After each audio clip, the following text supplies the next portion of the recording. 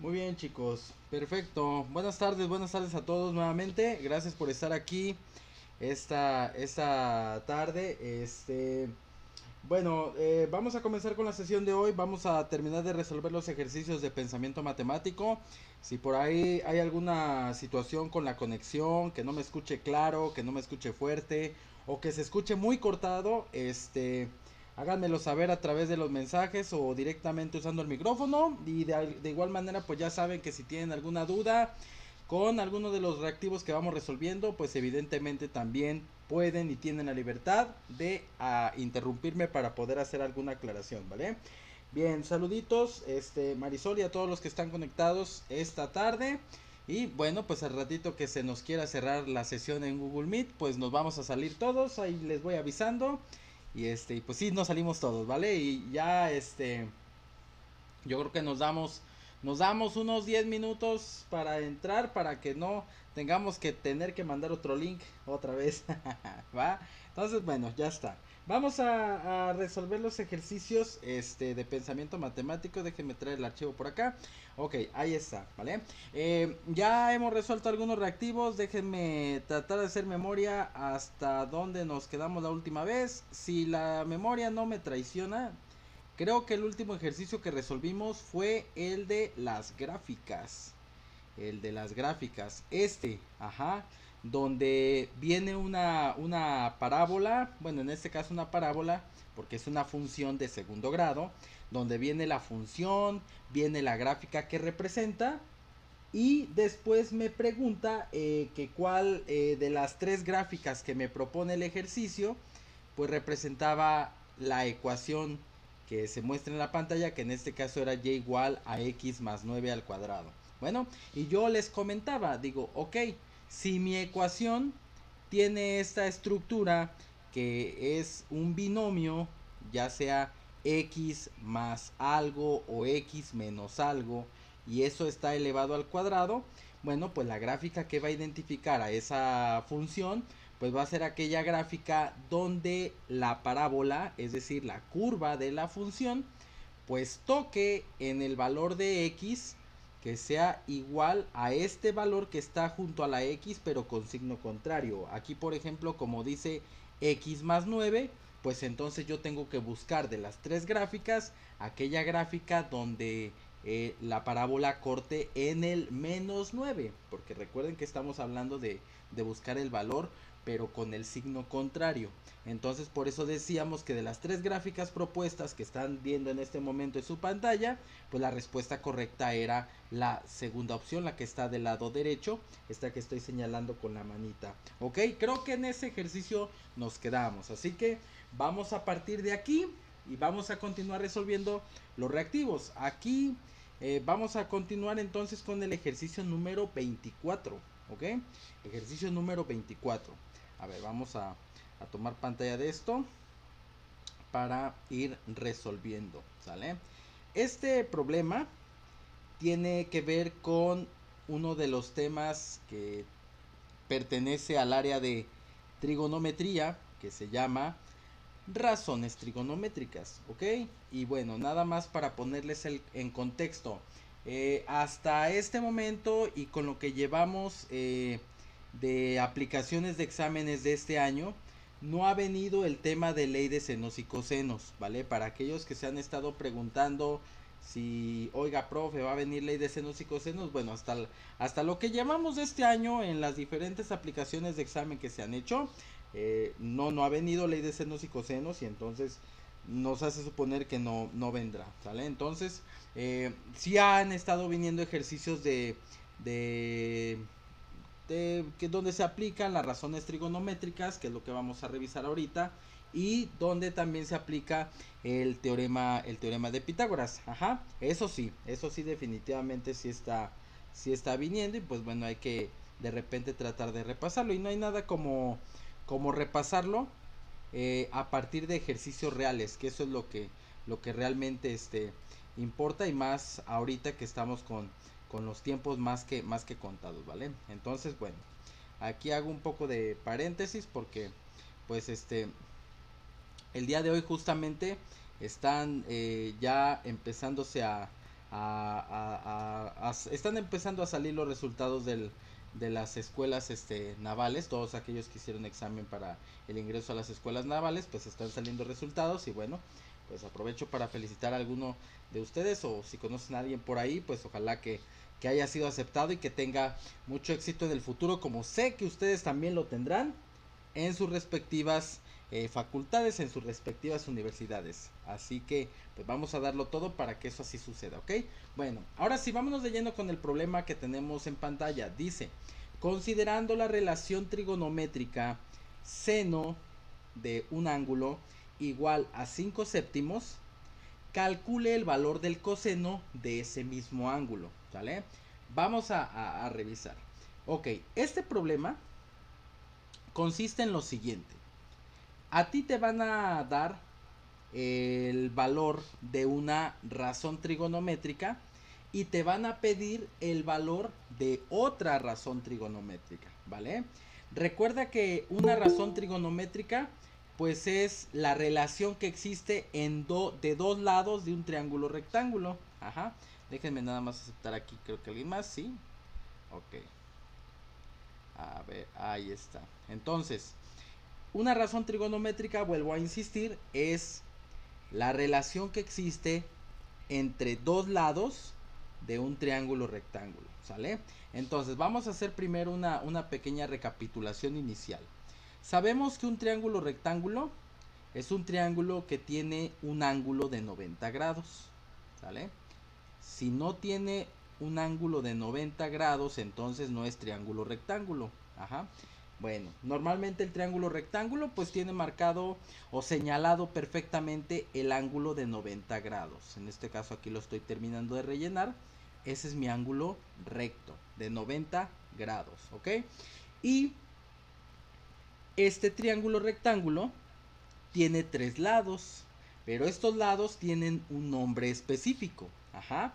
Por un lado tenemos la hipotenusa, que es el lado más largo, ¿sale? El lado más grande, o también a la hipotenusa se le conoce como el lado que está frente al ángulo de 90 grados, ¿sale? Entonces, esa es la hipotenusa y a veces la representamos con la letra C por el teorema de Pitágoras, o en mi caso a veces la represento con la palabra o con las primeras tres letras de hipotenusa. Ajá. Hip, hip de hipotenusa, o la letra C que se utiliza en el teorema de Pitágoras, ¿vale? Por otro lado, tenemos los catetos, ¿vale? Esos dos lados, ese par de lados que forman justamente el ángulo de 90 grados, son los famosos catetos, que en el teorema de Pitágoras a veces se utiliza la letra A, o por lo general se utiliza la letra A y la letra B, ¿sale? Y hasta ahí, ¿sale? Hasta ahí. Ahora bien, en el caso del teorema de Pitágoras, pues ya se sabe que es C cuadrada, es decir, la hipotenusa al cuadrado, es exactamente igual a la suma del cuadrado de los catetos, es decir, A cuadrada más B cuadrada, ¿vale? Ahí está. Y esta fórmula del teorema de Pitágoras me sirve para averiguar, para calcular la medida de uno de los lados de un triángulo rectángulo cuando se conocen los otros dos lados. Si yo conozco los dos catetos cuánto miden, pues entonces puedo sacar el valor de la hipotenusa. Si conozco el valor de la hipotenusa y uno de los catetos, entonces podré sacar el valor o la medida del otro cateto que me hace falta, ¿vale? Para eso sirve el teorema de Pitágoras. Ahora bien, además del ángulo de 90 grados, existen dos ángulos más dentro de mi triángulo, ¿sí? Dos ángulos que muchas veces para identificarlos o diferenciarlos uno del otro, se suelen utilizar letras del alfabeto griego. Por ejemplo, podemos decir que el ángulo alfa, o que el ángulo beta, o que el ángulo gamma, o que el ángulo teta, o que el ángulo omega, ¿sí? Estas letras griegas que seguramente ustedes han visto en sus ejercicios de matemáticas a lo largo de todos estos años. y que me sirven para señalar e identificar un ángulo de una figura, no necesariamente triángulo, simplemente un ángulo de alguna figura. Son letras griegas que seguramente han visto y que conocen y que de alguna manera pues están hasta cierto punto familiarizados, ¿ok?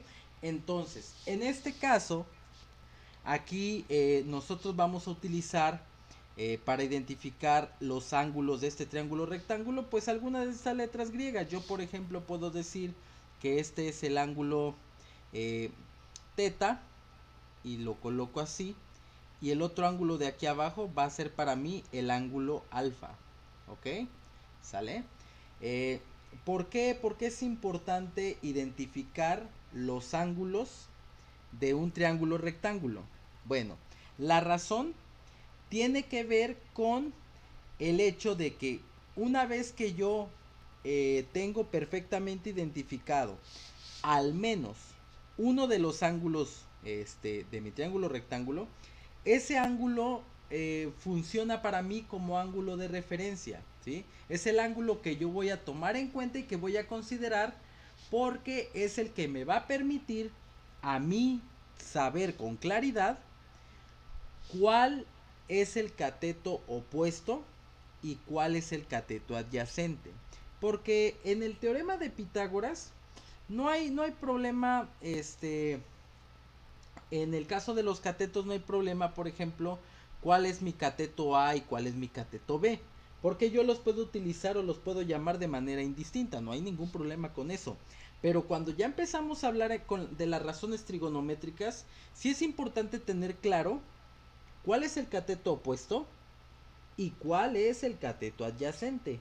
Ajá, porque y porque obviamente en las fórmulas de las razones trigonométricas pues ocupamos cateto opuesto y cateto adyacente.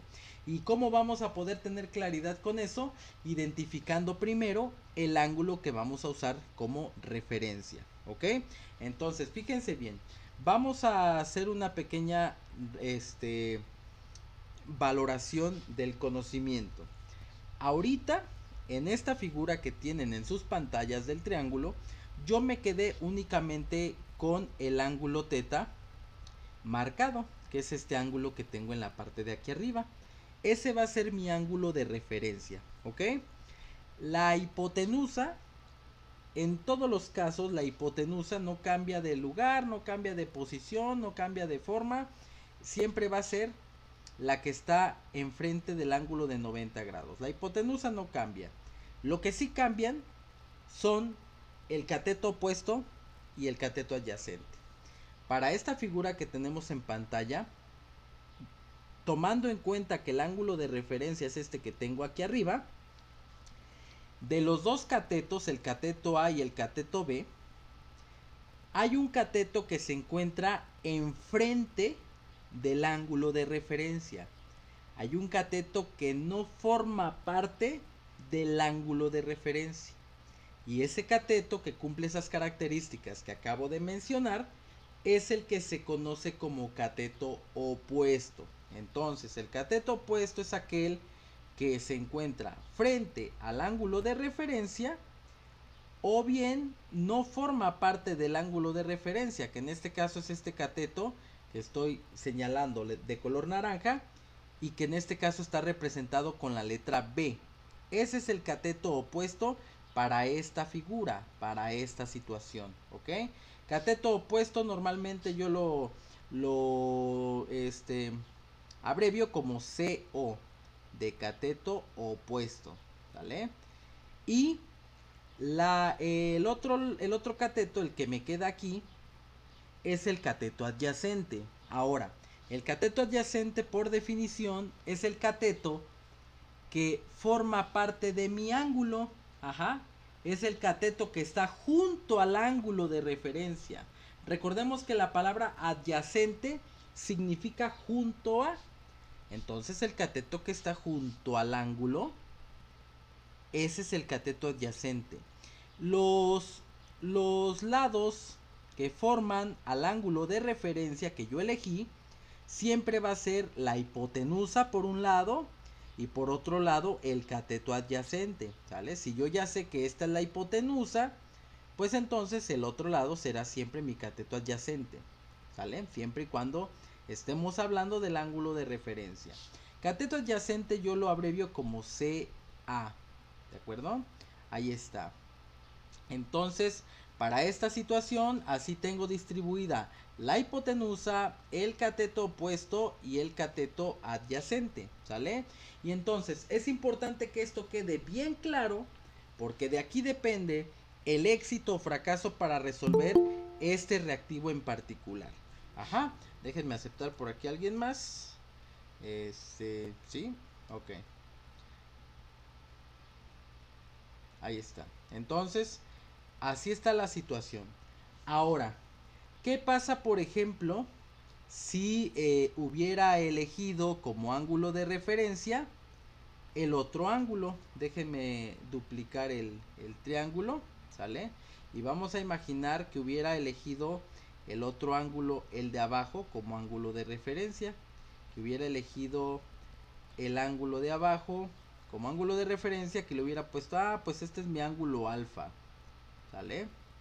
Bueno, para empezar, la hipotenusa es la misma, como les dije hace rato, la hipotenusa no cambia, es el lado que está frente al ángulo de 90 grados, ahí no pasa nada, pero los catetos opuesto y adyacente se van a invertir, porque si tú observas bien y detectas que aquí está tu ángulo de referencia, pues entonces ahora el que hace rato era cateto adyacente, pues ahora se va a volver cateto opuesto. Ajá.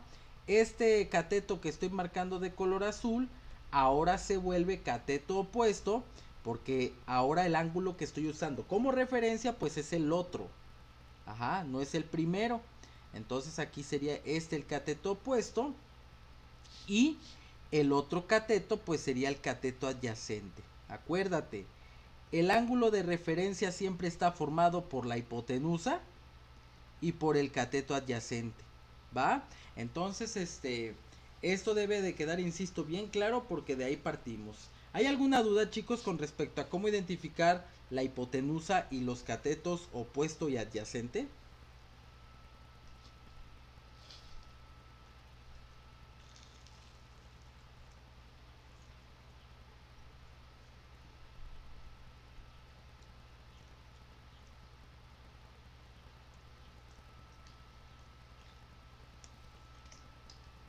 No, bueno, muy bien.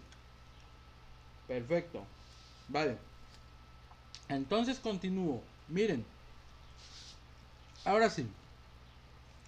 Una vez que ya me aventé esta pequeña introducción de la identificación de los catetos y la hipotenusa en un triángulo rectángulo, ahora sí me voy de lleno con el ejercicio. Insisto, en este problema te dan el valor de una razón trigonométrica y tú tienes que encontrar el valor de la otra, ¿vale? De entrada, existen 6 razones trigonométricas, ¿ok? Para empezar, desde la razón o la función seno hasta la cosecante. Entonces, yo como luego les digo a los chavos, cada quien tiene libertad de aprenderse las fórmulas como mejor le convenga, ¿sale? Yo, por ejemplo, tengo la función seno, seno de un ángulo, que es igual a cateto opuesto entre hipotenusa, ¿sale? Y luego tengo la función coseno, que es igual a cateto adyacente entre hipotenusa. Y luego tengo la función tangente, que es igual a cateto opuesto entre cateto adyacente, ¿sale? Entonces, una vez que yo tengo esas primeras 3 funciones trigonométricas, que de hecho son las básicas y que por lo general con esas 3 resolvemos cualquier problema, ajá, entonces tenemos las otras 3 que son complementarias: la cotangente, la secante y la cosecante, ¿sale? Entonces, la función cotangente al ser la inversa de la tangente, su fórmula pues es la invertida de la tangente. Es decir, en vez de que sea coca, va a ser caco, cateto adyacente entre cateto opuesto, ¿vale? Porque tangente y cotangente son funciones complementarias. Ajá. Luego tenemos la secante, que en este caso la función secante es la contraria o la complementaria a la función coseno, y por lo tanto es la fórmula invertida de coseno, o sea, hipotenusa entre cateto adyacente. Y finalmente tenemos la función cosecante. La función cosecante pues es la función inversa de la función seno. Entonces, al ser la inversa de la función seno, pues su fórmula será hipotenusa entre cateto opuesto, ¿sale? Insisto, cada quien tiene su forma de irselas aprendiendo, pero lo importante es que las tengamos bien claras, ¿no? Muy bien. Ahora, ¿cuál es el meollo de este asunto? En este problema, primero identificamos la función que me dan. La función que me dan me dice que, en este caso, considerando la relación trigonométrica, seno de teta, esta figurita es teta, ¿sale? Seno de teta igual a 5 séptimos. Ok. Identifico la función que me dan. Seno de teta es igual a 5 séptimos. ¿Sale? Ahí está. Y yo, una vez que tengo identificada la función trigonométrica, me acuerdo de la fórmula de esa función. Como en este caso me están dando la función seno, pues entonces recuerdo la fórmula de la función seno. ¿Ok?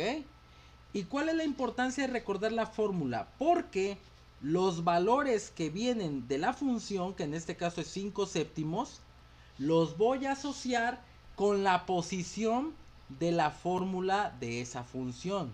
Eso significa que en la parte de arriba de la línea que tengo un 5, eso significa que el 5 es el valor del cateto opuesto. ¿Sale? El cateto opuesto para este ejemplo vale 5. ¿Sí? Y por lo tanto la hipotenusa que se encuentra debajo de la línea va a tener el valor de 7 porque el 7 está debajo de la línea. ¿Vale? La hipotenusa vale 7. Entonces, ¿qué es lo que estoy haciendo? Estoy utilizando los valores que me dan de la función y por medio de la asociación de posiciones de la fórmula original es como puedo encontrar el valor o la medida de dos de los tres lados de este triángulo rectángulo, ¿sí? El cateto opuesto y la hipotenusa, ¿sale? Entonces, rápidamente, si yo construyera un triángulo rectángulo con estos lados, bueno, pues tengo mi triángulo rectángulo, ¿verdad? Este sería mi ángulo de 90 grados. La hipotenusa yo sé que vale 7, que es esta que está aquí. Y el ángulo de referencia, pues bueno, yo lo coloco donde se me pegue la gana. Lo voy a colocar aquí arriba. Y como ya lo coloqué aquí arriba, el ángulo teta, pues eso significa que el cateto opuesto es este que está en la parte de abajo. Y es el que va a valer 5. ¿Sale? Básicamente esa es la construcción rápida de mi triángulo rectángulo. ¿Va? Ahora, ¿para qué me sirve todo esto? Bueno, porque me están preguntando, ahora bien, por el valor del coseno del ángulo. ¿Sale? Me dan el valor del seno del ángulo, pero me están preguntando por el coseno del ángulo. Entonces, como me están preguntando por el valor del coseno del ángulo, yo rápidamente voy a recordar ahora la fórmula del coseno del ángulo. El coseno del ángulo es igual a cateto adyacente entre la hipotenusa. ¿Vale? Cateto adyacente entre la hipotenusa. ¿Sí? Y bueno, fíjense, aquí pasa algo bien curioso. Porque ni siquiera tenemos que avanzar más en el procedimiento. ¿Por qué razón?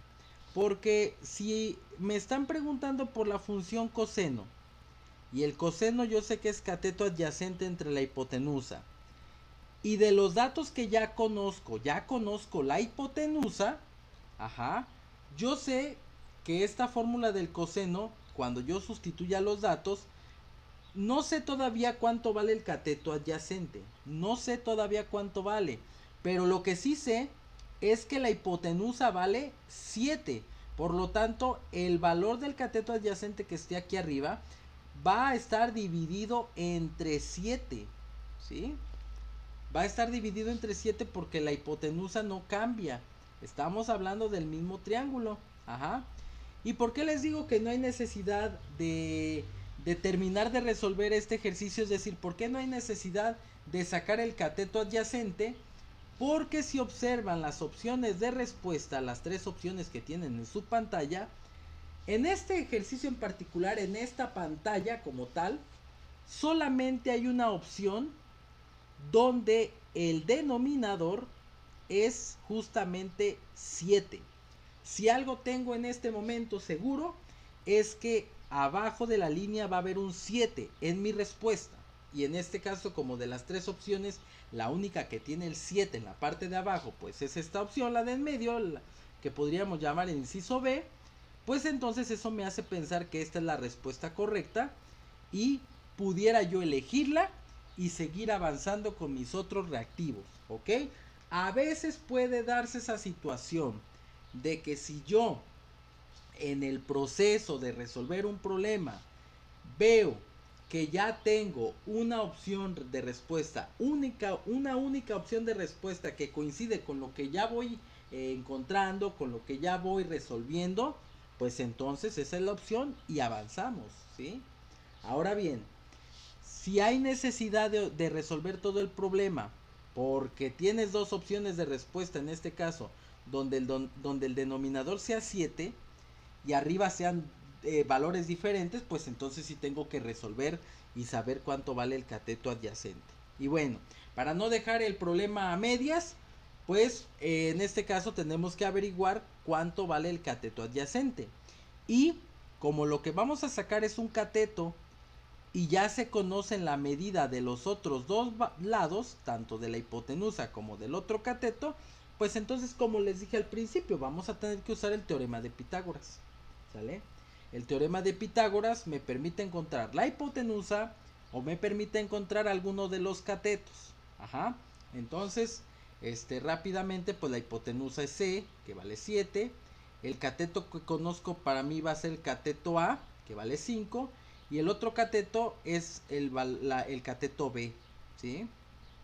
Si yo tomo el teorema de Pitágoras y despejo la letra B, pues entonces me va a quedar que B es igual a la raíz cuadrada de la hipotenusa al cuadrado menos el cateto conocido al cuadrado. Siempre que vayan a despejar la fórmula del teorema de Pitágoras y tengan que encontrar un cateto, siempre va a ser raíz de la hipotenusa al cuadrado menos el cuadrado del otro cateto, del que sí se conoce su valor. Entonces cuando yo hago esta operación y coloco datos, sería raíz c cuadrada, o sea 7 al cuadrado, ajá, y menos a, que es el otro cateto que vale 5, sería 5 al cuadrado, ¿vale? De ahí resolvemos los cuadrados, tendríamos que 7 al cuadrado son 49 y menos 5 al cuadrado, 5 por 5 son 25, ¿sale? Entonces sería 49 menos 25. Y de ahí, tendríamos que el resultado de esa resta será 24. Y por eso es que queda determinado que el cateto que me hace falta, que en este caso es el cateto adyacente, vale raíz de 24. O sea que aquí es correcto que tiene que ir en la parte de arriba, pues la raíz de 24. Esa es la manera de resolver todo el ejercicio de principio a fin. Insisto, aquí como de las tres opciones solamente en una aparecía la división entre 7, pues ya no era necesario continuar con el proceso. Pero cuando sea necesario, pues esto es lo que tienen que hacer. ¿Cómo encuentran el lado que hace falta? Pues utilizando el teorema de Pitágoras, ¿vale? Entonces, ahí está. Ese es el asunto de este ejercicio. Les dan una razón trigonométrica y hay que encontrar otra razón trigonométrica. No hay nada más que decir. ¿Alguna duda, chicos?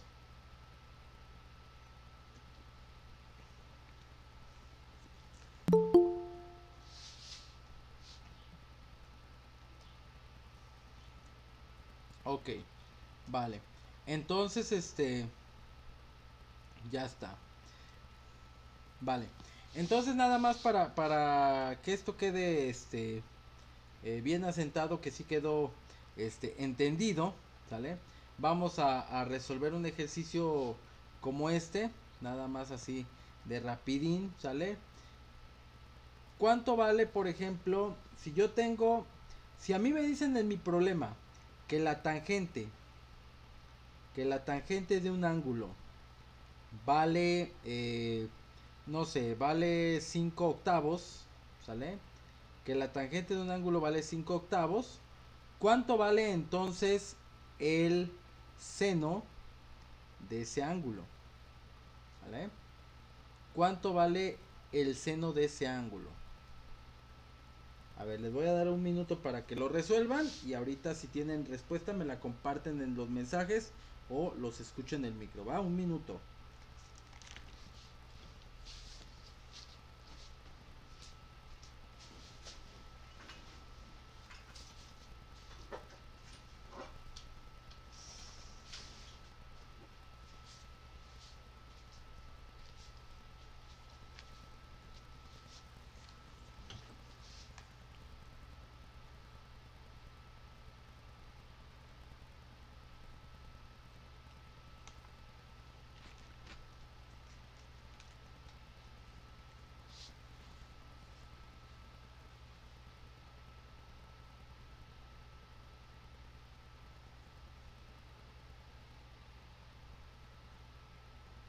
Voy a poner tres opciones de respuesta en la pantalla y ya me dicen cuál es la opción de respuesta correcta, ¿ok? A ver, vamos a ver si funciona.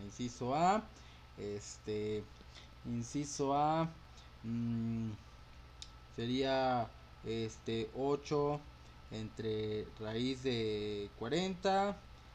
Inciso B, podemos tener raíz de 89, raíz de 89 este sobre 8, o podríamos tener inciso C, 5 sobre raíz de 89. A ver, esas son mis tres opciones de respuesta. Quiero pensar que alguna de esas tres es la buena. A ver, ¿qué opinan, chicos?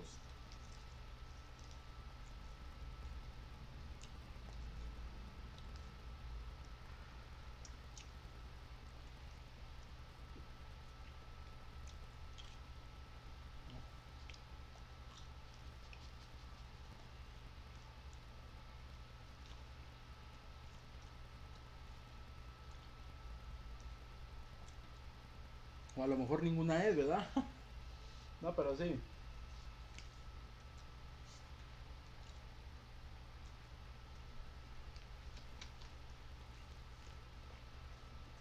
Ok. Veo que ya están empezando a contestar. Inciso C, C, C, C. Muy bien. Muy bien, chicos. Muy bien, de eso se trata, ¿sale? Yo como les digo, más allá de tener los reactivos reales y que se aprendan las respuestas, no se trata de eso. Recuerden que en el examen real pueden venir reactivos muy similares y a lo mejor con datos contrarios, con datos diferentes y que obviamente pues tenemos que aprender a saber la lógica del ejercicio, de qué se trata, qué se necesita, qué hay que hacer para que entonces puedan atacar y resolver cualquier problema, ¿sale? Muy bien, para todos los que dijeron que el inciso C es el correcto, pues sí, en efecto, la respuesta es inciso C, ¿sale? Aquí, tomar en cuenta que de acuerdo a la función tangente, pues es cateto opuesto entre cateto adyacente. Es decir, el cateto opuesto vale 5 y el cateto adyacente pues vale 8. Ajá. como la función seno es igual a cateto opuesto entre hipotenusa, ¿sale? Pues yo ahorita de lo que conozco, pues yo conozco el cateto opuesto. Sé que arriba de la línea va a haber un 5. Ajá. Y a juzgar por las opciones de respuesta, pues solamente hay una opción que tiene el 5 en la parte de arriba. Por eso me atrevo a decir que esta es la respuesta correcta. Pero si me tengo que poner a resolver el ejercicio completo, por las circunstancias, pues entonces tendría yo que sacar la hipotenusa, usando el teorema de Pitágoras. Y entonces tendría que sacar raíz cuadrada de 5 al cuadrado más 8 al cuadrado. Y eso me daría dentro de la raíz el número 89. Por eso sería la raíz de 89 en la parte de abajo. ¿Sale? Si quisiera hacer y resolver de manera completa el ejercicio. ¿Vale? Bueno, muy bien, chicos. Venga. Voy a resolver otro reactivo. Déjenme moverme para acá.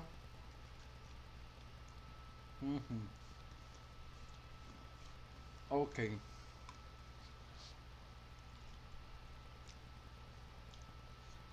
Vamos a ver. Esto tiene que ver un poco con estadística. ¿Vale? Con la identificación de gráficas. Identificación de gráficas. Dice, identifique la gráfica que corresponde a la siguiente afirmación. Y bueno, ¿cuál es la afirmación? ¿Cuál es el enunciado? En un grupo de 20 estudiantes, la moda de aciertos obtenidos en un examen fue de 6. Ok. Aquí combina la identificación de gráficas con una de las medidas de tendencia central. Ajá. Hay un tema que se llama medidas de tendencia central en estadística, ¿vale? Y que tiene que ver con tres conceptos distintos: la moda, la mediana y la media. Aunque bueno, el orden es lo de menos, ¿no? Media, moda, mediana son los tres elementos que hay que tomar en cuenta. Bueno, aquí en este caso, déjenme bajar un poquito esto. Ahí está, ¿vale? Ya por allá escuché la alerta de los 15 minutos. Bueno, vamos a terminar este ejercicio, ¿vale? Dice, identifica la gráfica que corresponde a la siguiente afirmación. En un grupo de 20 estudiantes, la moda de aciertos obtenidos en un examen fue de 6. A ver, chicos, pregunta rápidamente, ¿qué es la moda? A ver si ya le echaron una lectura, ¿qué es la moda?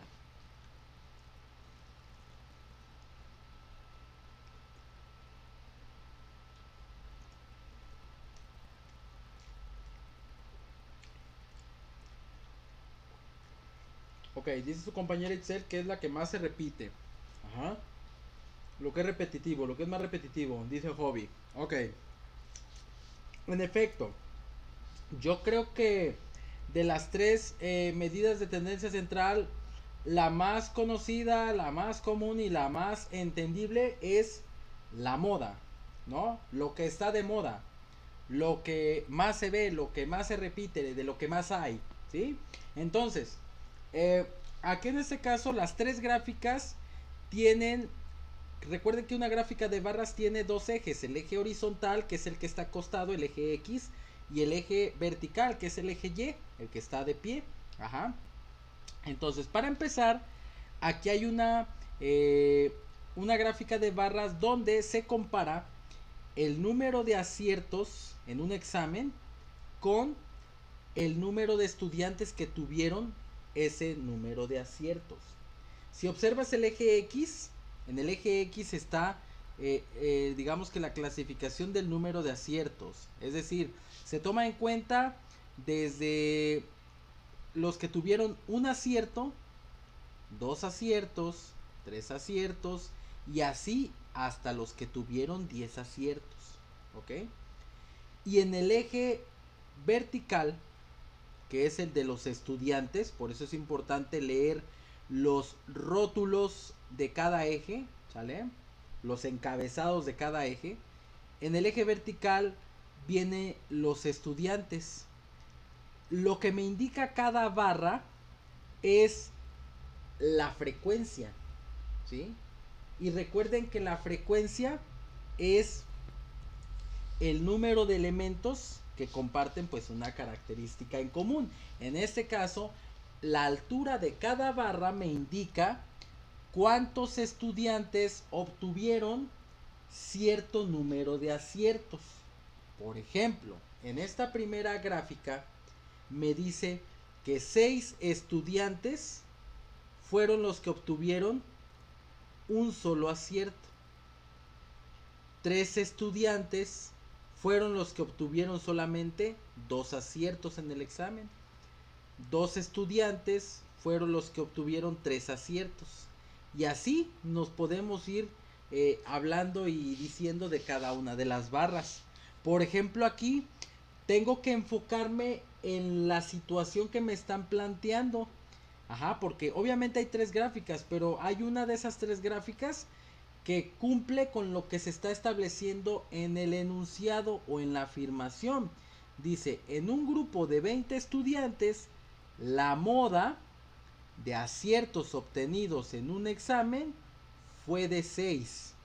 Para que yo pueda dar una respuesta acertada, para que yo pueda elegir la gráfica correcta, pues entonces tengo que elegir la gráfica donde el número de estudiantes que sacaron 6 aciertos, pues sea aquella gráfica donde exista la mayor cantidad de estudiantes, donde el número de estudiantes predomine. En otras palabras, donde la barra de la gráfica de barras sea más grande en el valor de 6 aciertos. Es decir, donde me tengo que enfocar únicamente es aquí, donde estamos tomando el criterio de los 6 aciertos. ¿Ok? Aquí es donde me tengo que enfocar. ¿Sale? Por eso es importante leer el problema para saber lo que me están pidiendo. Entonces, al yo enfocarme en esta parte nada más, me doy cuenta que en la primera gráfica, pues no hubo ningún estudiante que haya sacado 6 aciertos. ¿Sí? Ningún estudiante. ¿Sale? Luego me vengo para acá a la siguiente gráfica y me doy cuenta que hay 5 estudiantes que obtuvieron 6 aciertos. Y si te das cuenta, es la barra más alta, es la que predomina. O sea que fueron 5 estudiantes los que obtuvieron 6 aciertos. Digamos que fue el número de estudiantes que más predominó, con 6 aciertos. De ahí para allá hubo 3 estudiantes con 5 aciertos, 3 estudiantes con 7 aciertos y los demás fueron en una menor cantidad de estudiantes, ¿no? Entre 2 estudiantes y un estudiante, pero el 5 es el número de estudiantes que predominó.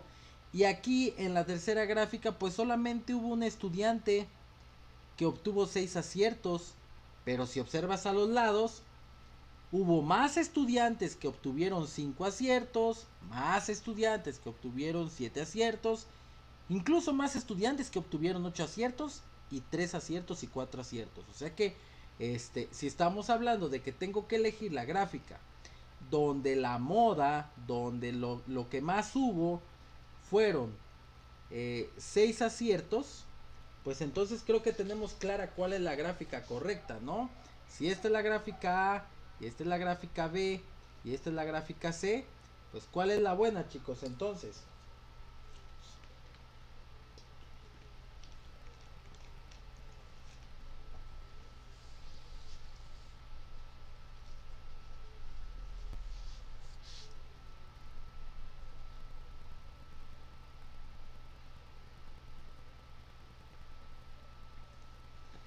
la gráfica número 2 dice Michela del inciso B. Sí, es correcto. ¿Sale? Entonces, esa es la gráfica. Entonces, para no hacer el cuento largo, si yo tengo que identificar entre 3 gráficas aquella donde la moda sea un valor en específico, pues primero, en este caso que me decía que los aciertos fuera de 6, pues identifico ese valor, ese criterio que estoy buscando, y de las tres gráficas, pues elijo aquella donde la barra sea más alta, ¿sí? Gráficamente, la moda se pudiera representar de esa manera, como aquella gráfica donde la barra sea más alta, ¿sale? Entonces, por ejemplo, si, si me preguntaran de este mismo ejercicio, porque recuerden que en el examen te pueden poner las mismas gráficas, pero la pregunta puede ser diferente. Ajá, también toma en cuenta eso. Por ejemplo, si te preguntaran cuál fue la moda de aciertos, la moda de aciertos en la primera gráfica, en la gráfica del inciso A, si te preguntaran cuál fue la moda de aciertos, es decir, este, qué cantidad de aciertos hubo predominantemente en los estudiantes, pues aquí la respuesta sería uno, uno, porque hubo 6 estudiantes que tuvieron un solo acierto y es el más alto número de estudiantes, ¿sí? Es lo que más se repite. Y si la pregunta fuera la misma para la tercera gráfica, pues entonces la respuesta aquí tendría que ser 7 aciertos, porque hubo un total de 5 estudiantes, que fue el número de estudiantes más alto, que tuvieron 7 aciertos, ¿sale? Entonces aquí la moda en cuanto a aciertos sería de 7, ¿sale? Y bueno, nada más aquí, obviamente pues aquí el problema te pone un grupo de 20 estudiantes, o sea, ya te está diciendo cuántos estudiantes son. Pero por ejemplo, si no te dijera cuántos estudiantes son o cuántos estudiantes fueron tomados en cuenta para estas gráficas, ¿cómo le harías para obtener el número de estudiantes? Solamente viendo la pura gráfica. ¿Cómo le harías?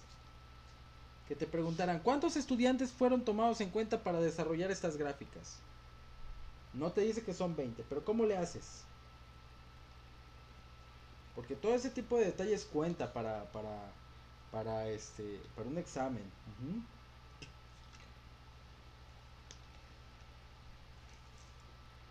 ¿Qué se tendría que hacer?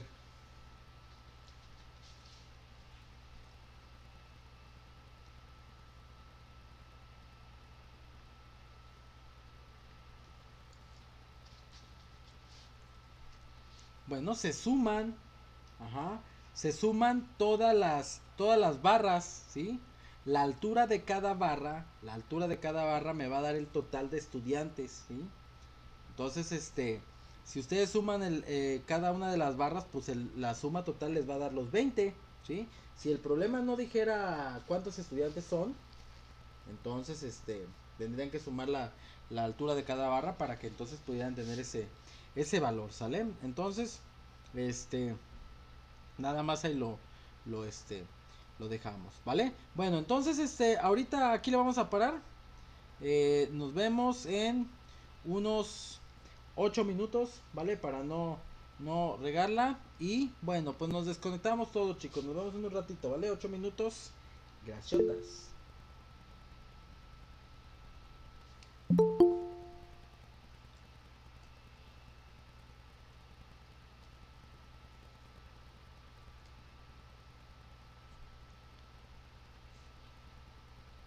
Muy bien, chicos, pues vamos a continuar con la sesión. Y vamos a seguir resolviendo ejercicios, ¿vale? A ver, nos quedamos en este. Vamos a revisar el siguiente reactivo. Ok, el número 26. Ya casi llegamos a los 30. ¿Va? Bueno, a ver, dice aquí, ¿cuál es la gráfica circular que representa los datos mostrados en la siguiente gráfica de barras? ¿Sale? Entonces, a ver, voy a tomar nota de este reactivo porque lo vamos a resolver aquí. Ok, vale. Miren, en este problema es un problema que ha venido en el examen este año y que también vino el año pasado, ¿sale? Te ponen una gráfica de barras de alguna situación en particular.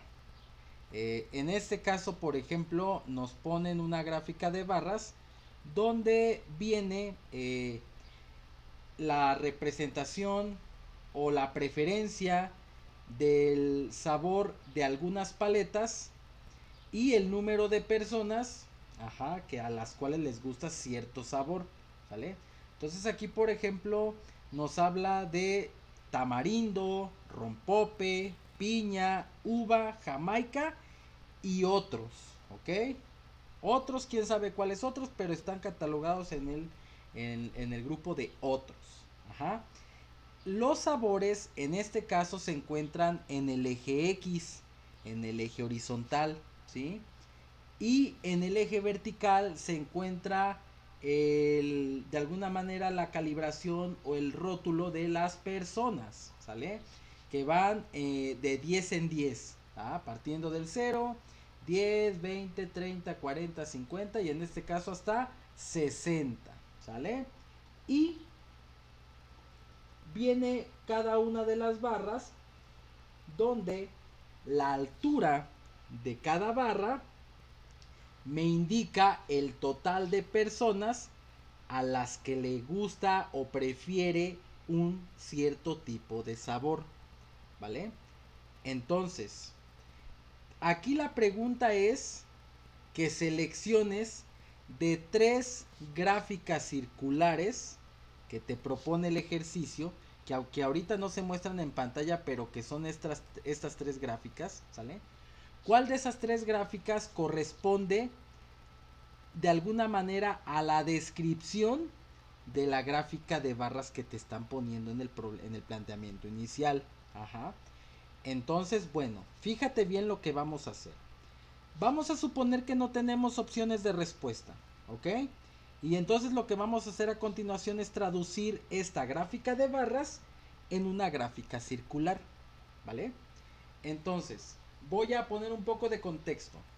La gráfica circular, o que en muchas ocasiones también se conoce como gráfica de pastel, pues es una forma distinta para representar datos, para representar información de algún contexto, de algún problema o de alguna situación, ¿sale?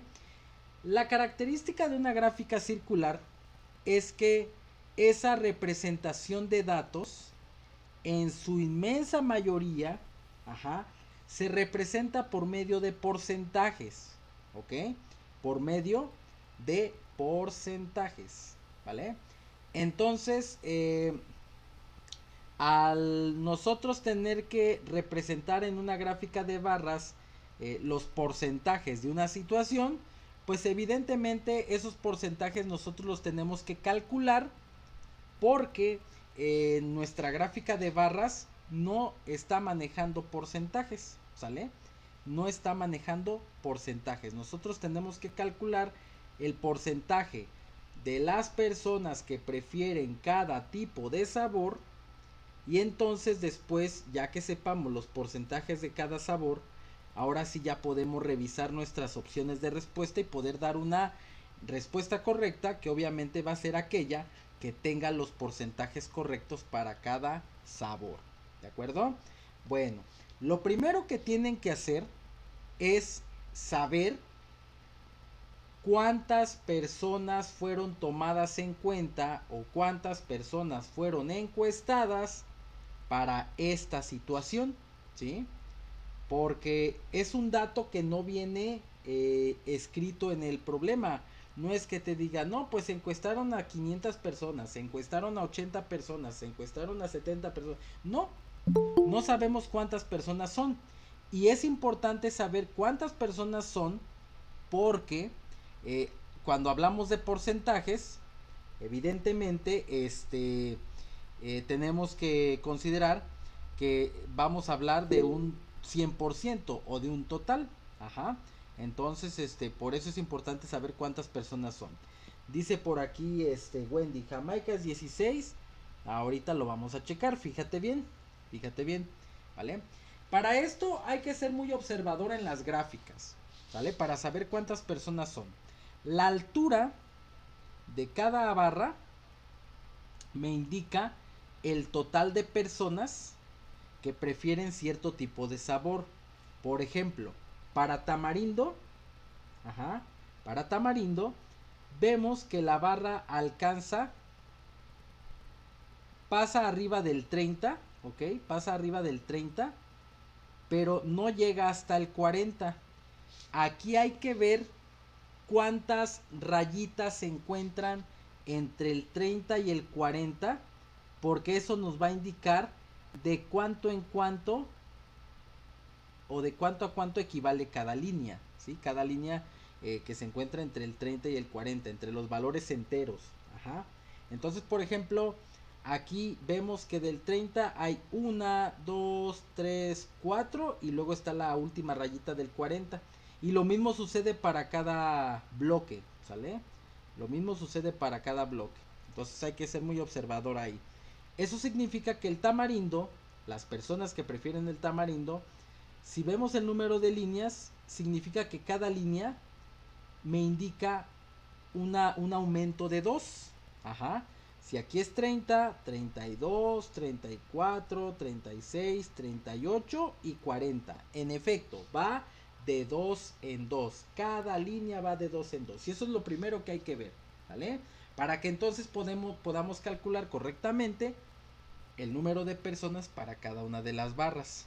Entonces, para el caso del tamarindo, son un total de 36 personas, ¿sí?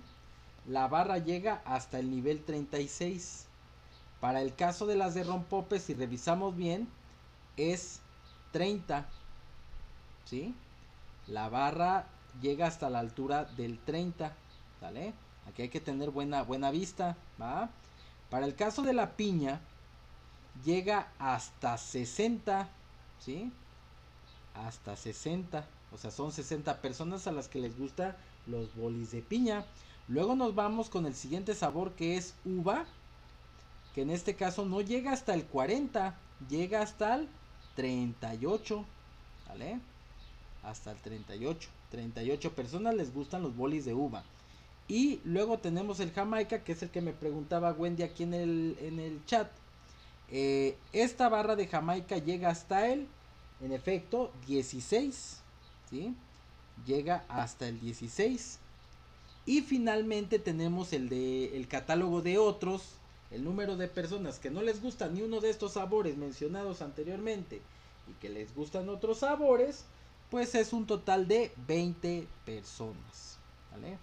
20 personas.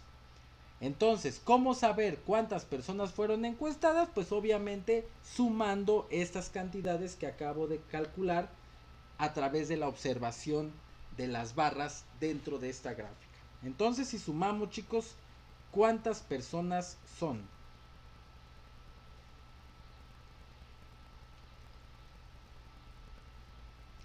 200.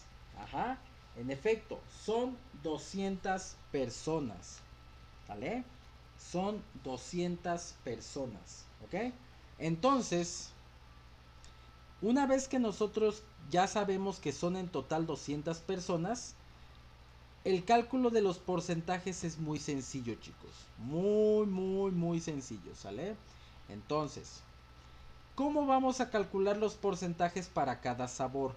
Déjenme mover este círculo por aquí porque realmente ahorita nada más era como parte de la explicación, pero no lo vamos a ocupar porque no vamos a generar una gráfica. En realidad, lo que nos interesa es los porcentajes asociados a cada sabor, porque esos son los que tenemos que identificar en las opciones de respuesta, ¿ok?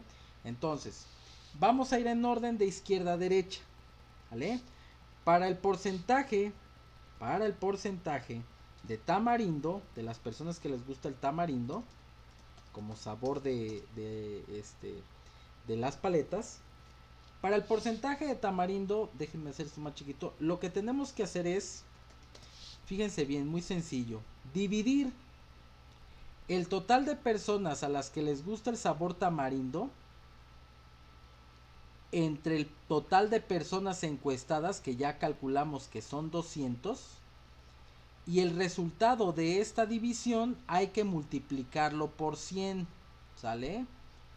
El resultado de la división hay que multiplicarlo por 100.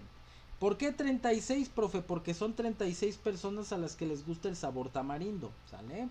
Entonces, si dividimos 36 entre 200 y eso lo multiplicamos por 100, me da un resultado de 18, como bien dice Michelle, ¿sale? 18. Es decir, hay 18% de personas que les gusta el tamarindo, ¿sale? Quizá no es necesario sacar todos los porcentajes. A lo mejor yo me voy a mis opciones de respuesta, que es justamente lo que voy a hacer ahora, y voy a buscar si solamente existe una gráfica a la cual tenga como porcentaje en tamarindo el 18 que acabamos de encontrar, ¿sí? Quizá no sea necesario sacar todos los porcentajes. Con un porcentaje que tenga y que coincida con una de las opciones de respuesta, me es más que suficiente. No sé si se alcancen a ver los porcentajes de cada una de las gráficas de circulares en sus pantallas. Pero si sí se alcanzan a ver los porcentajes, creo que no tenemos que hacer más en este reactivo. Creo que ya tenemos el reactivo correcto. Suponiendo que este es el inciso A, este es el inciso B y el de abajo es el inciso C. Creo que ya tenemos el reactivo correcto, la respuesta correcta, ¿cierto?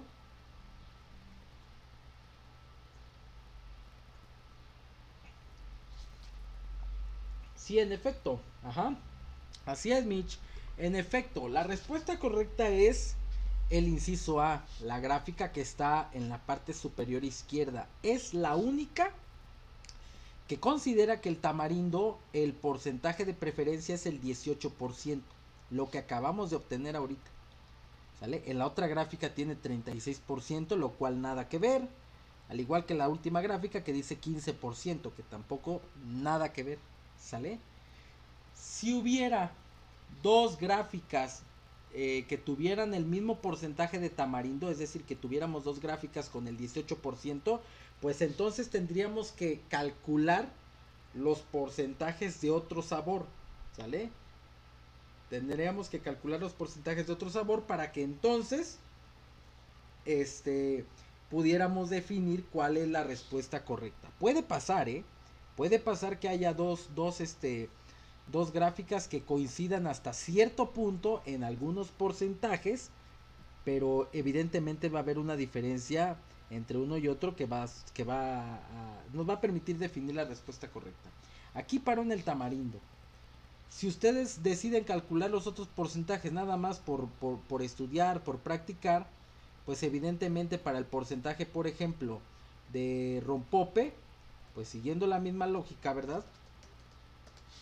Pues habría que dividir el total de personas a las que les gusta el rompope, que es 30, y ese 30 lo dividimos entre el total de personas que fueron encuestadas, que fueron 200, y eso lo multiplicamos por 100, ¿sale? Para sacar el porcentaje del rompope. Al dividir 30 entre 200 y eso por 100, pues me da 15%, ¿sale? Entonces ya calculé dos porcentajes, en este caso no era necesario, pero nada más a manera de práctica. Y si reviso mi opción de respuesta, pues en efecto el rompope tiene 15%, ¿sale? Tiene 15%. Y así sucesivamente calcularía el de la piña, el de uva, el de Jamaica y el de otros, que es el 10%, ¿sale? Entonces, no sé si tengan alguna duda de cómo se resuelve este ejercicio, chicos.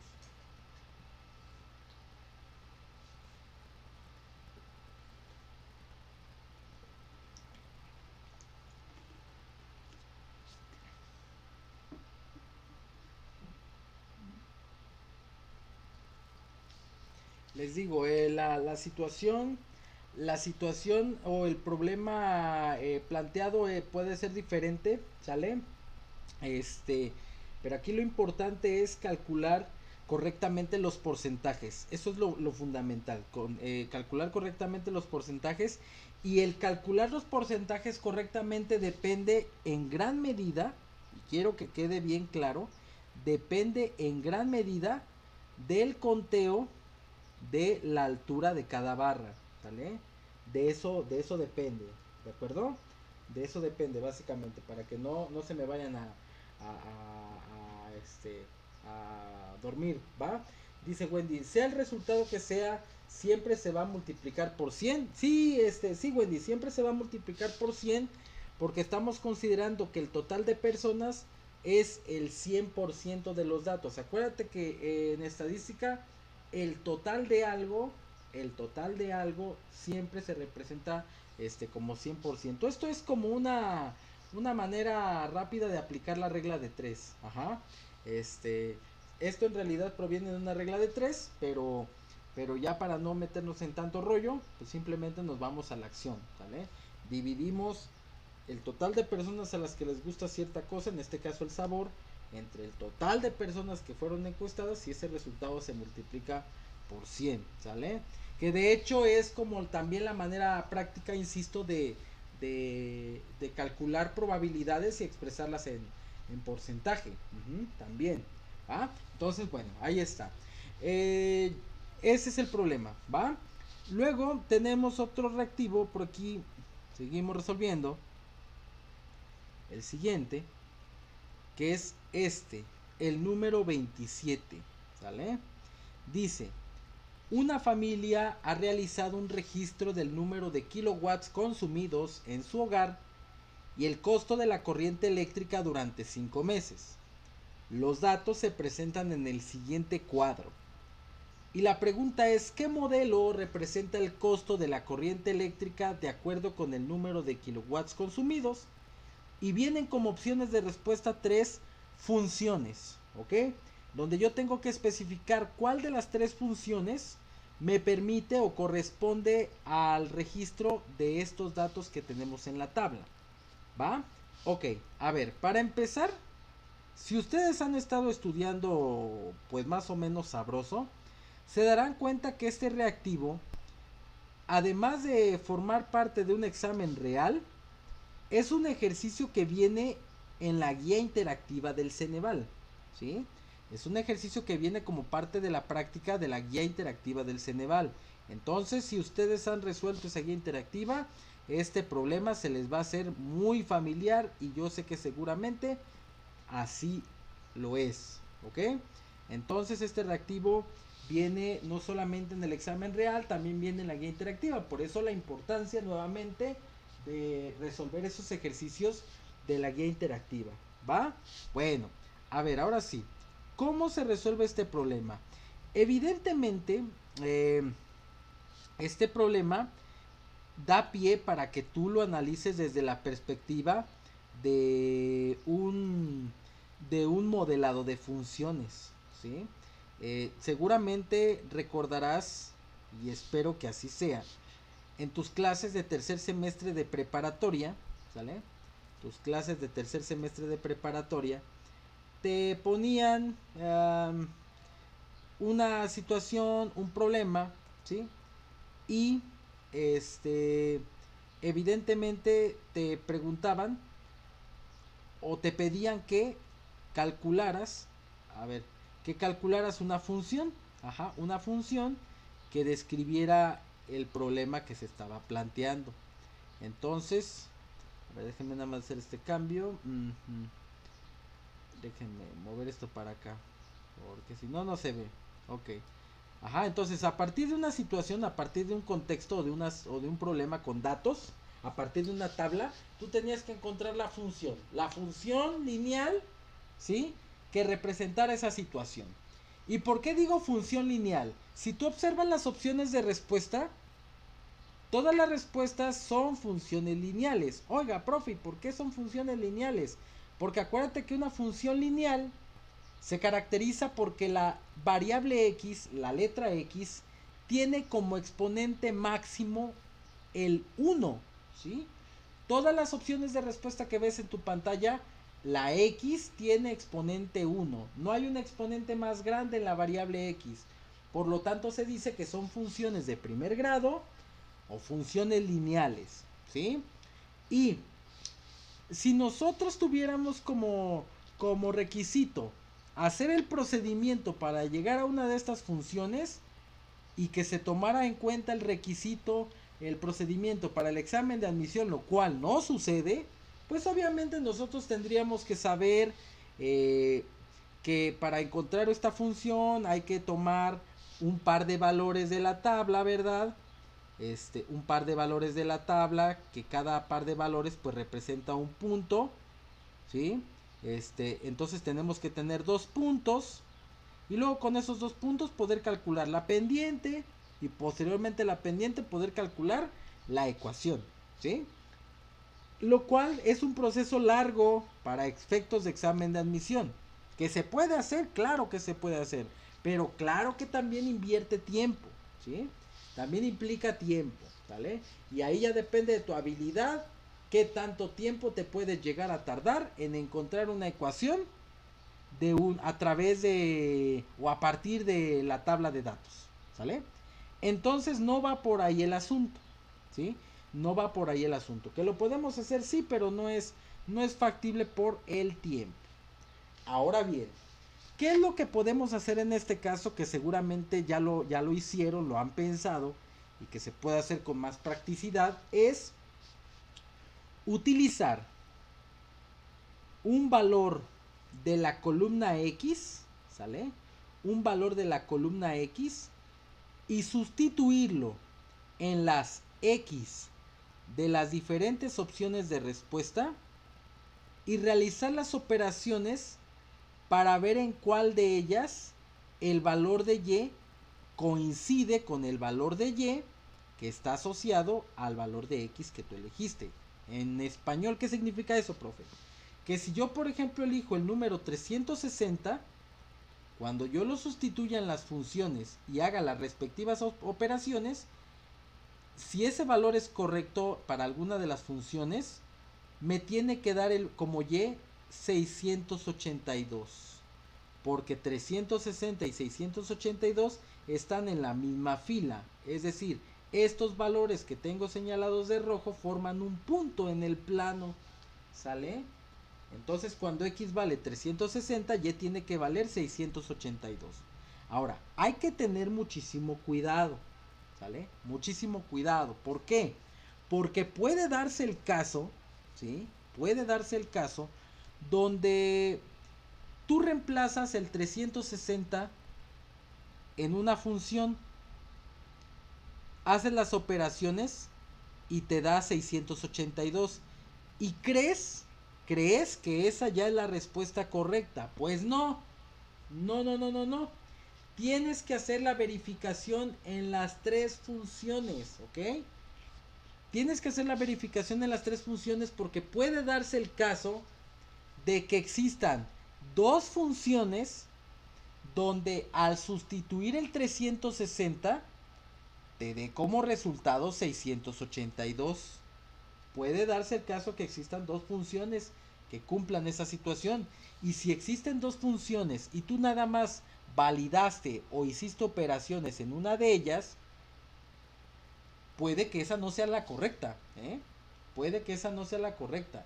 Si llega a darse el caso así, en que existan 2 funciones que al sustituir un valor de X te dé el valor de Y en 2 ecuaciones de las 3, pues entonces tendrás que elegir o usar otro valor de X para obtener otro valor de Y y seguramente ahí habrá el desempate porque en una de las 2 funciones aplicará y en la otra no, ¿sale? Entonces tienes que ser muy cuidadoso con eso. Es como el sistema de ecuaciones, ¿sí? Tienes el sistema de ecuaciones, tienes que encontrar X y lo que haces es sustituir X y Y en las ecuaciones. Y tienes que sustituir en las 2 ecuaciones para poder tener certeza y seguridad de que esa es la correcta. Ajá. Entonces, lo mismo pasa aquí. ¿Vale? Entonces, bueno, ya. Después de mucho choro, voy a usar 360. En la primera función, pues obviamente es sencillo porque hay que multiplicar 1.7 por 360. Aquí obviamente pues depende de su habilidad para hacer operaciones aritméticas básicas, ¿no? En la otra sustitución pues es 0.54 por 360 porque recuerda que ese es el valor que estoy sustituyendo y a ese resultado le voy a sumar 640.22. Aquí importante es la jerarquía de operaciones. Primero se hace la multiplicación y después se va a hacer la suma. Y en la última operación pues es 1.7 por 360, ¿sale? Y a eso hay que sumarle 70. Ajá, entonces hay que hacer las tres operaciones porque no sabemos si vamos a tener dos resultados idénticos, dos resultados que tengan que ser 682. Por eso hay que estar bien a las vivas, ¿ok? Entonces 1.7 por 360 me da 612. Bueno, para empezar, aquellos que me dé un valor distinto al que estoy esperando, que es 682, pues descarto esas opciones. Aquí me da 612. 612. Pues no coincidió con el que estoy esperando, pues esta función bye. ¿Vale? Con una vez que no dé el resultado correcto, bye. ¿Va? En la siguiente operación tengo 0.54 por 360 y a eso hay que sumarle 640.22. Ok, aquí me da 834.62. 834.62. Pues resulta que aquí este valor tampoco coincide con el que estoy esperando. Entonces vaya la función. Bye. La única función que me queda y que técnicamente pues es la respuesta correcta es la última opción. Simplemente para corroborar multiplicamos 1.7 por 360 y a eso le sumamos 70. En efecto, aquí me da 682, que es el valor que estoy esperando en el ejercicio, en el valor de Y, 682. Por eso la tercera opción es la opción correcta. Insisto, aquí no hay margen de error porque solamente hubo una función donde el resultado esperado se dio, que fue la última función. Pero si hubiera habido dos funciones donde el resultado esperado coincidiera, pues entonces evidentemente tendría que utilizar otro valor de la tabla para poder desempatar y para poder elegir la respuesta correcta, ¿sale? En este tipo de tablas, acuérdense, los valores de X se encuentran a la izquierda y los valores de Y se encuentran a la derecha, ¿vale?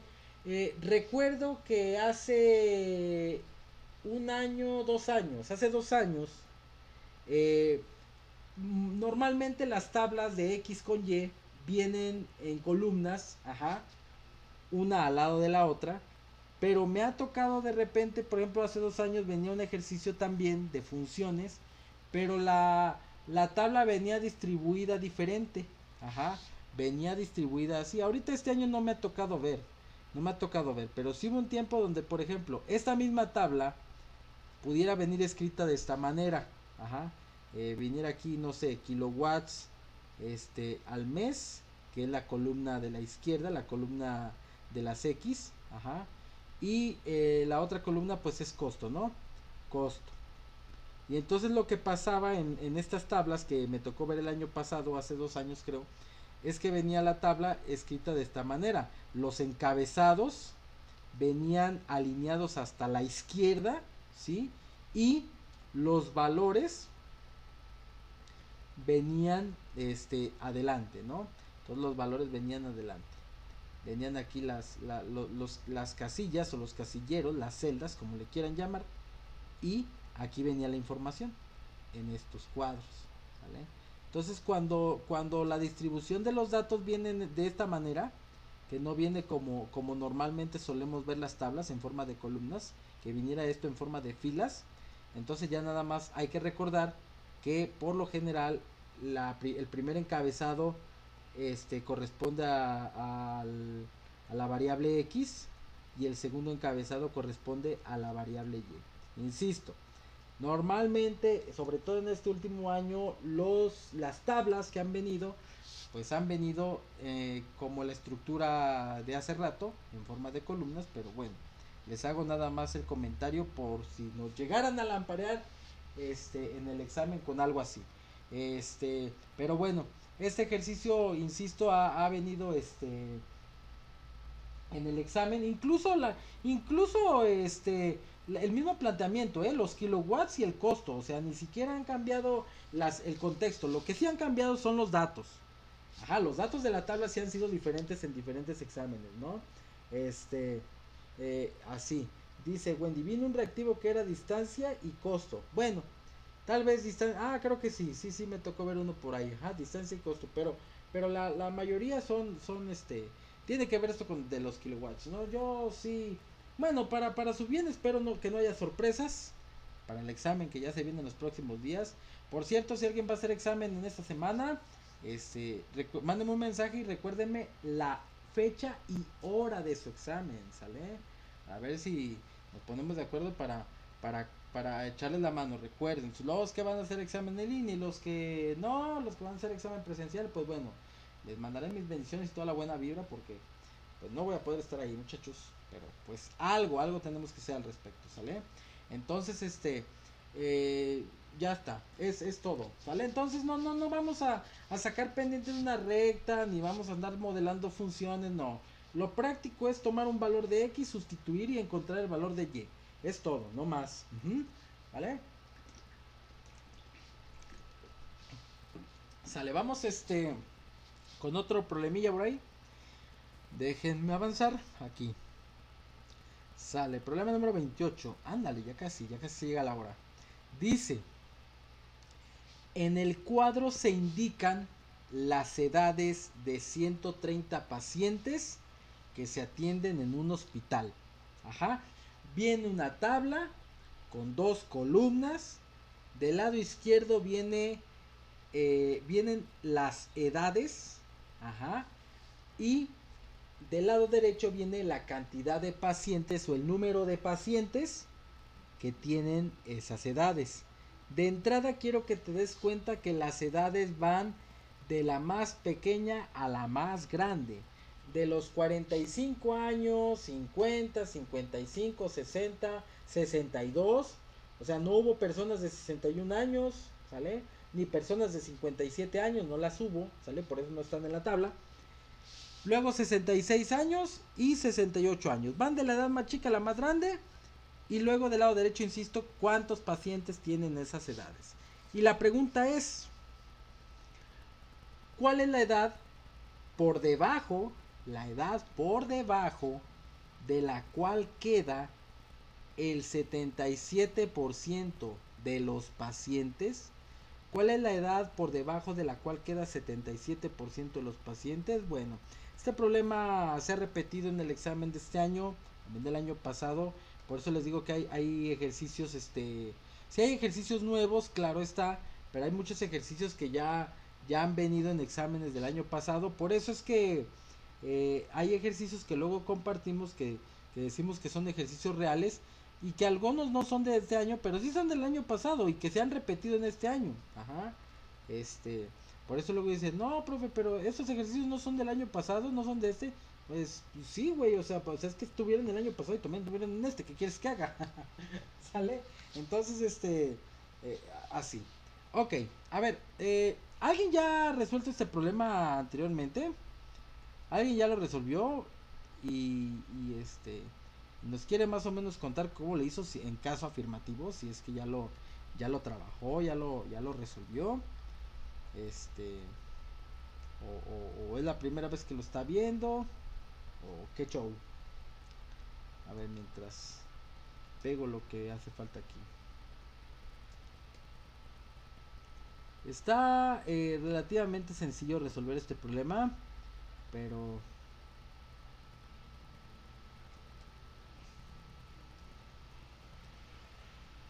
bueno, hay que entenderle al modo de cómo hacerlo, ¿sale? Ya una vez que le entiendes al modo se hace fácil, pero pero hay que hacerlo.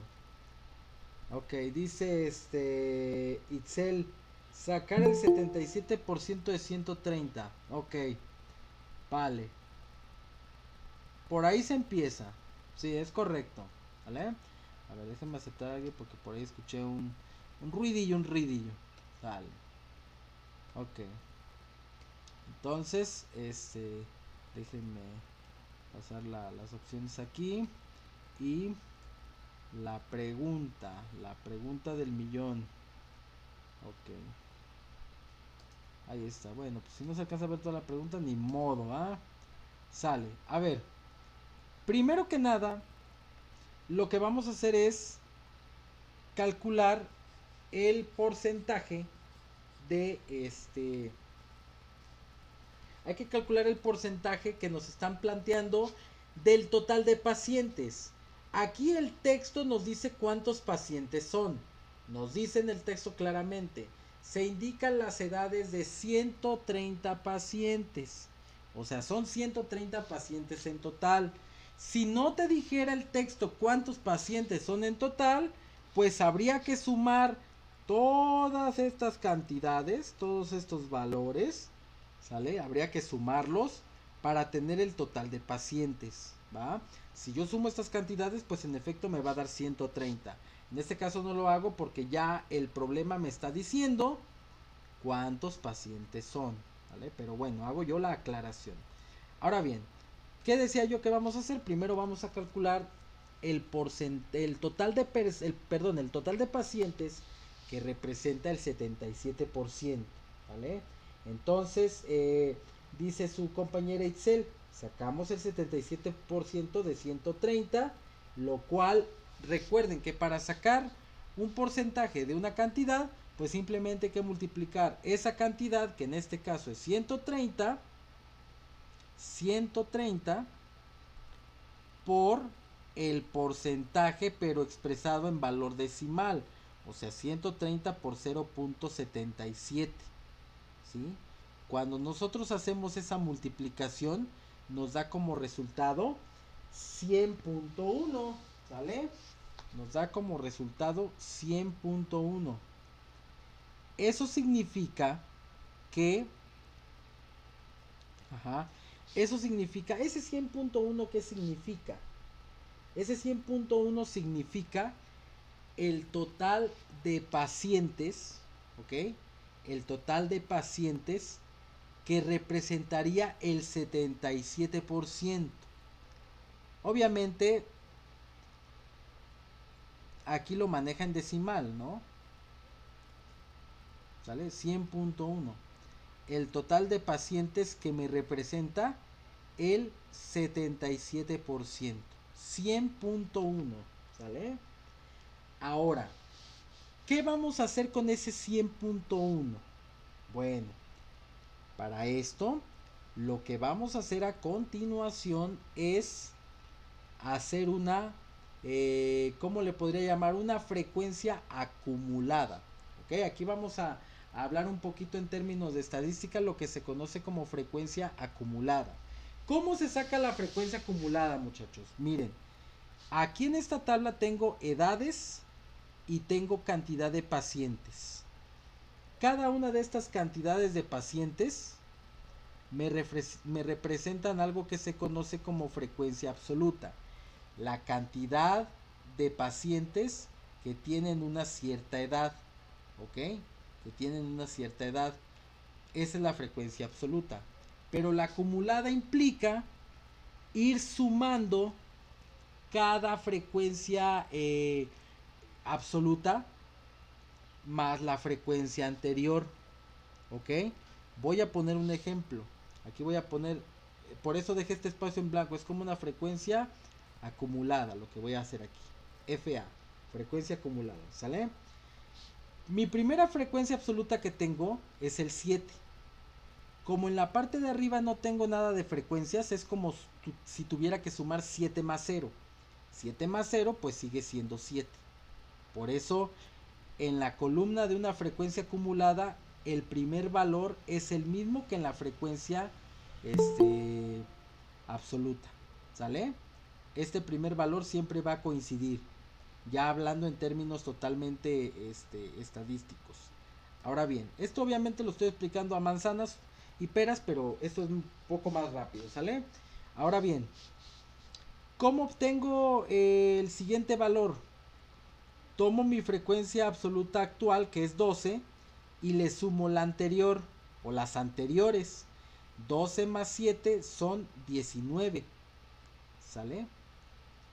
Otra manera de verlo es sumando la frecuencia absoluta anterior más la frecuencia, la frecuencia acumulada anterior más la frecuencia absoluta actual. 7 más 12 son 19. ¿Vale? Como lo quieran ver, cada quien lo entiende a su manera. Y luego para sacar la siguiente, pues se suma 16 más 12 más 7. O simplemente se suma 19 más 16. Ajá, como lo quieran ver. Entonces, si yo a 19 le sumo 16, pues haciendo cuentas rápidas, eso me da 35. Y si al 35 le sumo 18, porque creo que es lo más práctico, me da 53. Y si al 53 le sumo 22, me da 75. ¿Sale? Y si al 75 le sumo 25, eso me da 100. Y si al 100 le sumo los 30 de aquí, pues me da 130. ¿Cómo sé que mi frecuencia acumulada la calculé bien? Porque el último valor de la frecuencia acumulada siempre va a ser el total de datos de mi problema. ¿Sí? Por eso aquí al final la suma de todo me da, de la frecuencia acumulada me da 130, porque son 130 pacientes. ¿Ok? Son 130 pacientes. ¿Vale? Ahora bien, ¿para qué me sirve esto de la frecuencia acumulada? Para poder posicionar los pacientes que me representan el 77%. No se les olvide que primero calculamos cuántos pacientes me representan el porcentaje que me están dando. ¿Sale? Que es el 77%. Y cuando hicimos la multiplicación me dio 100.1. 100.1 pacientes. ¿Sí? 100.1 pacientes. Y entonces, dice aquí 100.1 pacientes. ¿Cómo le hacemos? Pues tenemos que ubicar ese 100.1 dentro de mis frecuencias acumuladas. Bueno, pues el 100.1 se encuentra entre el 100 y el 130. Justamente a la mitad de estos dos valores se encuentra el 100.1. ¿Sí? A la mitad de esos dos valores se encuentra el 100.1. ¿Sale? Eso significa que este 100.1 se encuentra entre las edades 66 y 68. Aquí está el dilema, ¿sí? Dice, ¿cuál es la edad que está por debajo de la cual queda el 77%? El 77% de los pacientes. Ajá. ¿Cuál es la edad que queda por debajo por la cual queda el 77% de los pacientes? Queda por debajo. ¿Sí? Si yo estoy viendo que el 100.1 está aquí, entre el 130 y el 100, pues la edad que queda por debajo, yéndome en sentido contrario, pues entonces, en efecto, la respuesta es 66. ¿Sí? Está por debajo de el porcentaje de, el total de pacientes que yo había calculado previamente. ¿Sí? Hacia abajo, 66. Sí, en efecto, la respuesta es 66. ¿Sale? Este ejercicio ha sido muy repetitivo en el examen. A veces habla de edad y cantidad de pacientes, a veces habla de otros contextos, pero el cálculo es el mismo. ¿Sale? La forma de hacerlo es la misma. Ahí no hay vuelta de hoja. ¿Sale? No hay vuelta de hoja. Esto para mí, de usar la frecuencia acumulada y después posicionar este valor, me es más práctico. A lo mejor puede que haya otra manera, Cada quien, recuerden que cada quien elige la forma de resolver los reactivos. Y al final ustedes deciden de qué manera lo hacen. Lo importante es que lo hagan. Que lo hagan y que les sea útil y productivo. ¿Sale? Que les sea útil y productivo. Bueno, vamos a ver un problema más. ¿Qué problema es? El número 29. Ándale, el número 29. Ok. Dice, una escuela organiza una selección de fútbol. Para elegir a la última integrante se considera el número de goles de dos estudiantes en los últimos 5 partidos. Viene una tabla, 3 columnas, donde vienen los 5 partidos y los goles que anotó Elena y los goles que anotó Daniela en cada partido. Dice ahí, de acuerdo con la tabla, se observa que ambas tienen un promedio de 2.2 goles. Pero el entrenador quiere que su desempeño en el partido no se aleje mucho de dicho promedio. Ajá. Que no se aleje mucho de dicho promedio. Entonces, dice, para elegir a la última integrante del equipo, el entrenador que debe de considerar. Y vienen 3 opciones de respuesta, ¿no? Vienen 3 opciones de respuesta. A ver, para empezar, tenemos una tabla donde vienen los goles que metió Daniela y Elena en 5 partidos. ¿Vale? Y bueno, de acuerdo a los datos que se tienen, pues ambas tienen un promedio de 2.2 goles. Ajá. Aquí dice, el promedio de ambas es de 2.2 goles. Entonces el entrenador tiene que elegir a una de las dos. O a lo mejor no, ¿no? Y se tiene que elegir siempre y cuando el desempeño en el partido no se aleje mucho del dicho promedio. Ajá, y entonces da 3 opciones de respuesta. Aquí. Da 3 opciones de respuesta. ¿Sale? Donde obviamente pues una es correcta de acuerdo a lo que viene en cada enunciado y lo que tenemos que considerar. A ver. Ay Dios. A ver. Ok. Dice que debe de considerar la... Ok, ¿qué debe de considerar? Voy a poner aquí. ¿Qué debe de considerar el entrenador? Dice la primera opción, debe de considerar a Daniela ya que la dispersión de su número de goles es mayor que la de Elena. Y luego la siguiente opción dice que debe de considerar otras candidatas ya que los datos de Elena y Daniela tienen una dispersión mayor que su media. Ajá. Y luego dice, debe de elegir a Elena ya que la dispersión de su número de goles es menor que la de Daniela. Ok. ¿Alguien ya resolvió este reactivo anteriormente?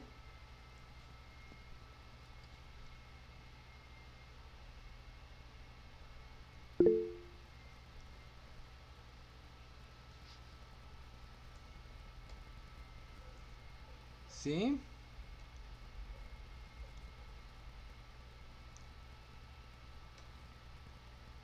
¿Cuál fue su respuesta? O según su criterio, ¿cuál es la respuesta? ¿Y por qué?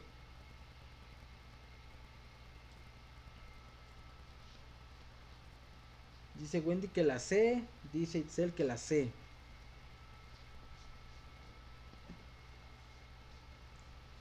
Ok. A ver, para aquellos que ya respondieron el reactivo, ¿cómo calculan la dispersión de los goles? Tanto de Elena como de Daniela, porque ahí está la discusión.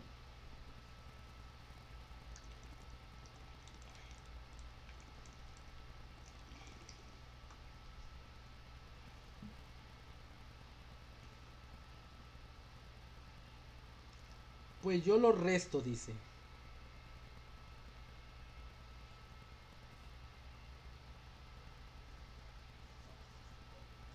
Yo soy el rango, pero no sé si esté bien, dice Jair.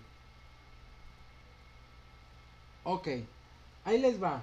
Sí, tiene todo que ver. Miren, este problema es muy similar al que viene anteriormente, que dice que elijas de la lista de datos el que tiene una desviación estándar mayor y una desviación estándar menor, y que tienes que sacar el rango de datos. Ajá. Este dice dice Wendy, Elena tiene 9 y Daniela 13. ¿De dónde sale ese 9 y ese 13, Wendy?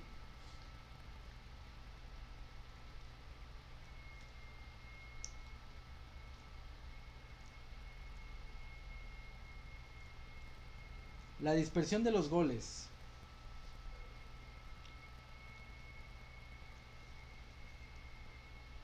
Ok.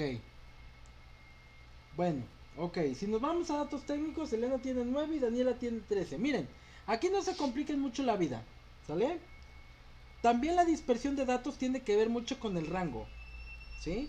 Tiene mucho que ver con el rango de datos. Aquí es un poquito asumir ciertas cosas para poder resolver un reactivo rápido. Más allá de que, por ejemplo, la desviación estándar tiene una fórmula, o para calcular de repente dispersión de datos también tiene de repente ciertos, eh, ciertas técnicas o ciertas fórmulas. Bueno, más allá de eso, hay que ir un poquito a la practicidad, ¿va? Sí, tiene que ver con el rango. También hay una relación totalmente proporcional y directa entre el rango y la dispersión de datos. Entonces, a mayor rango, mayor dispersión. ¿Sí? A mayor rango, mayor dispersión. La opción de en medio no tiene nada que ver. Nada más está de adorno porque dice otras candidatas. Ajá. Pues no, porque como por qué va a haber otras dos candidatas. Y aquí están las dos candidatas en cuestión. Nada que ver esto, ¿sí? Para empezar. Entonces la discusión es entre la primera y la última opción. A ver, déjenme ver tiempos porque ya queda poquito, ¿ah? 5 minutos, ok. Bueno, a ver, si no se va a parar la sesión y nos vamos a ir todos, ¿sale? Hasta donde tope. Bueno, a ver, la primera opción dice que Daniela dice, la dispersión del número de goles de Daniela es mayor que la de Elena. Bueno, si nos vamos a calcular rangos, pues el rango de los goles de Elena en todos los partidos, pues sería valor máximo que es 5 menos valor mínimo que es 0. 5 menos 0, pues su rango es de 5. Y para Daniela, el valor máximo que tenemos es 6 y el valor mínimo que tenemos es 0. 6 menos 0, pues sigue siendo 6. Entonces dice que Daniela, la primera opción dice Daniela, porque la dispersión de número de goles es mayor que la de Elena.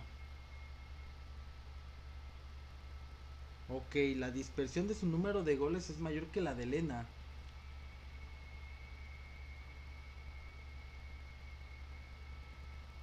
Y lo dice Elena, ya que la dispersión de su número de goles es menor que la de Daniela. Mm. Daniela, ya que la dispersión de su número de goles es mayor que la de Elena. Bueno, pues sí, tiene razón, ¿no? O sea, en realidad sí. Daniela tiene una dispersión de número de goles mayor que la de Elena. O sea, sí es verdad. Pero no sé si eso sea motivo para que la elija el entrenador. ¿Qué dice el entrenador? Que no se aleje mucho del promedio, ¿no? Correcto. Correcto, correcto. En efecto. Eso es lo que quiero que vean también. Sí, se supone que no se debe de alejar tanto de los 2.2 goles. Por eso les pone justamente ese dato y por eso lo subrayé. No se debe de alejar mucho de esos 2.2 goles. ¿Sí? Y si comparamos la última opción que dice que tiene que elegir a Elena porque la dispersión de su número de goles es menor, lo cual es verdad. La dispersión de acuerdo al rango pues es menor que la de Daniela. Y obviamente el valor, si nos vamos a comparar los rangos con el promedio, pues el valor que está más cerca es el de Elena. ¿Sí? 2.2 está más cerca del 5 que del 6. Es decir, está más cerca de la media Elena que Daniela. Y si el entrenador dice que quiere elegir a la jugadora que no se aleje mucho del promedio, pues quien está más cerca del promedio es Elena. Por eso es que Elena es la jugadora que tiene que elegir. En efecto, sí, es correcto, chicos, ¿vale? Es correcto. Entonces, bueno, me quedó un ejercicio. Mañana lo vamos a hacer. Y por ahí vamos a hacer otros reactivos, que tienen otros datos, pero que tenemos que seguir revisando. Y por ahí unos ejercicios nuevos que también quiero revisar, ¿sale? Así que se me cuidan mucho, duermen mucho, coman bien. Y por favor no se desvelen, ¿sale? No se desvelen porque este los quiero al 100%. Cuídense mucho, abrazos y besos. ¿Ah? Igual hasta vamos a hacer un examen, yo creo, para ver cómo andamos parados. ¿Vale? Yo creo que sí. Sale chicos, nos vemos, cuídense mucho. Adiós.